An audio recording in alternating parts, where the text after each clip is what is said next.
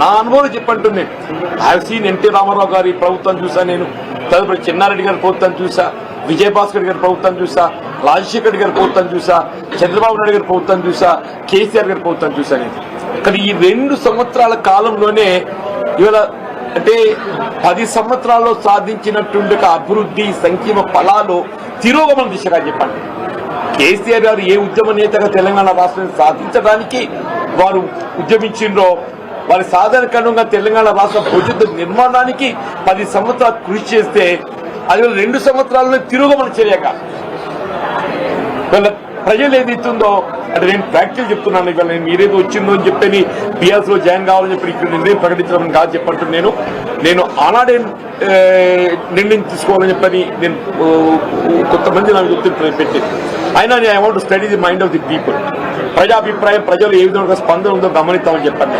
మా మిత్రులు సహచరులు శ్రేయభిలాషుల అభిప్రాయం కూడా సేకరించామని చెప్పని ఈ 2 వారాన్ని ఓపిక పెట్టని చెప్పండి. మా మిత్రులు శ్రేయభిలాషులు సహచరులు వారి యొక్క సూచనలు సలహాలతో పాటుగా ముఖ్యంగా ప్రజాభిప్రాయాన్ని గమనించండి. నేను ఈ మధ్య ఒక 4-5 డేస్ బ్యాక్ ఇట్లా ఒక ప్రెస్ కాన్ఫరెన్స్ పెట్టింది.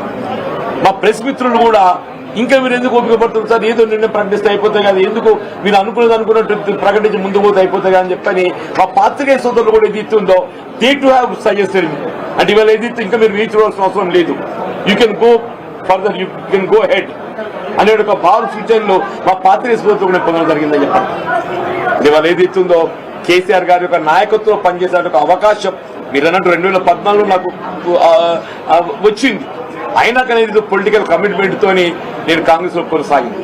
బట్ ఇవాళ పరిస్థితి లోపల ఏదైతుందో నేను వ్యక్తిగతంగా కాంగ్రెస్ లో ఎదుర్కొంటున్నటువంటి ఒక మానసిక ఇబ్బందులు తోడు ఏదైతుందో నాకు రాష్ట్ర హితం ప్రధానం కనబడుతుంది. ఎవరికైనా ప్రజా జీవితం అనేది రాష్ట్ర హితం అని చెప్పండి. ఆ రాష్ట్ర హితము ముఖ్యంగా రైతాంగం, రైతు కూలీలు, నిరుపేద వర్గాలు, దళితులు, బలహీన వర్గాలు, ఆడబిడ్డలని చెప్పట్టు నేను విద్యార్థి లోకం అని చెప్పండి. నినాగం ఏదైతుందో కోర్టు ఫీజు రియంబర్స్మెంట్ ఏదైతుందో రాష్ట్రంలో చెల్లింపు చేయలేకపోతుంది కాబట్టి మీరు తల్లిదండ్రుల దగ్గర ఫీజు వసూలు చేసుకోవచ్చని చెప్పాను. ఇంతకన్నా మోస్ట్ అన్ఫార్చునేట్ థింగ్ ఏముందో చెప్పండి. ప్రభుత్వం యొక్క వైఫల్యానికి ఇంతకన్నా పెద్ద నిదర్శనం ఏముంటుందో చెప్పండి. విద్యార్థులంటే రాష్ట్ర భవిష్యత్తు, దేశ భవిష్యత్తు అని చెప్పండి. అప్పుడు విద్యార్థి లోకానికి ఏది ఇస్తుందో ఇవాళ మనము భవిష్యత్తు చూపెట్టలేకపోతున్నాం అని చెప్పంటే పాలన అనేది ఏ విధంగా కొనసాగుతాం దీన్ని బట్టి ఊహించవచ్చు అని చెప్పంటారు. తప్పకుండా ఇవాళ మీరు ఏదైతే ఇంత అంటే really you need not come up to this place నాకు రావాలనేది మీరు రావాల్సినందుకు నిజంగా మీకు అందరికీ, మీ మిత్రులకు అందరికీ ముఖ్యంగా ఏతుందో మా మిత్రులు పొప్పులీశ్వర్ గారు వారు ఇక్కడ మంత్రిగా పనిచేసిండ్రు. వారితో నేను కలిసి శాసనసభ్యులు పనిచేసిన, శాసన మండలి సభ్యులు పనిచేసిన. రమణ గారితో కూడా ఏదైతుందో వారు ఎంపీగా ఉన్నప్పుడు నేను ఎమ్మెల్యేగా పనిచేశాను. నేను మీ ఇద్దరం కూడా ఏదో చిరకాల మిత్రులము. 93 వరకు ఏదో కలిసి పనిచేసినాము. Only 94 he has deferred with me. Only 94 he has deferred with me.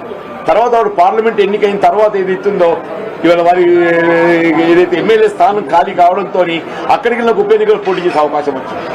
That election నన్ను కెప్ట్ మీద మొత్తం రాష్ట్ర స్థాయిలో నాయకత్వం నాకు నిలబెట్టింది ఆ ఉప ఎన్నిక అని చెప్పండి. ఇక్కడ సోదరు బసంత జడ్పీ చైర్పర్సన్ ఏదైతుందో నేను ఎమ్మెల్యేగా ఉన్నప్పుడు కూడా ఏదైతుందో ఇంత గౌరవిస్తుంది కదా అని చెప్పంటే మీరు మీటింగ్ రావాలన్నా మీరు వచ్చి మీలాంటి ఒక సలహా సూచనలు ఇవ్వాలని చెప్పాను.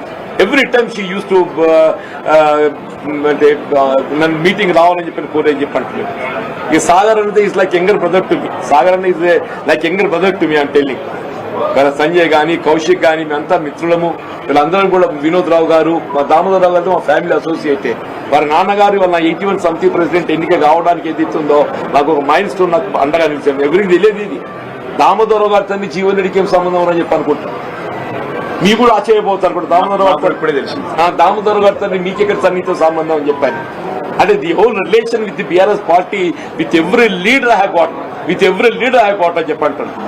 నేను ఈ స్థాయి ఈ దశలో ఏదైతుందో కేసీఆర్ గారితో కలిసి పనిచేసేటువంటి అవకాశం నాకు రావటం, వారి నాయకత్వం కలిసి పనిచేసేటువంటి అవకాశం రావటం, నేనైతే అంటే ఇవాళ జీవితం ఎవరే కానీ ఇవాళ నా జీవితం ఒక చివరి స్థాయికి వచ్చింది. I seen enough political public life. నా సుదీర్ఘ ప్రజా జీవితం 4 దశాబ్దాలు నేను గడిపింది. ఉంటే ఇంకో ఒక ఎన్నిక చూస్తే కావచ్చు, దేవుడు దయ తెలిస్తే ఎట్టుటో చెప్పలేని చెప్పంటారు. కానీ ఏదైతుందో నా చేసే జీవితం ప్రజా జీతాన్ని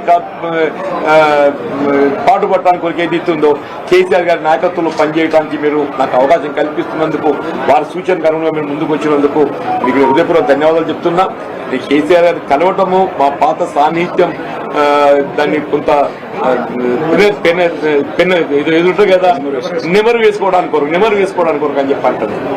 మా పాత సాన్నిహిత్యం మాత్రం నెమరు వేసుకోవడానికి కొరకు వారికి కలవాలని కోరుతున్నా.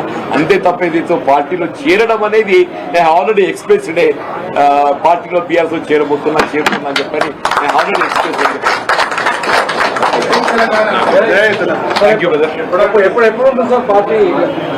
తినబోతు రుచులు అడగకూడదు. పెద్దవాళ్ళిద్దరు కలుసుకున్న తదుపరి కార్యాచరణ ఇప్పుడు వారి నిర్ణయం ప్రకటించింది. పార్టీలో చేరడం లాంఛనంగా చేరుతాను. కేసీఆర్ గారిని కలిసి కేవలం మా స్నేహానికి సంబంధించిన కొన్ని జ్ఞాపకాలు నెమరేసుకోవడానికి అని చెప్పారు. ఈ పెద్ద నిర్ణయం చెప్పేసి మిగతా వార్తలు మీరు తర్వాత రాస్తారు. మీరు అడగకూరి బ్రదర్. పెద్దవాళ్ళు ఇద్దరు మాట్లాడుకొని అన్ని విషయాలు ప్రకటిస్తారు.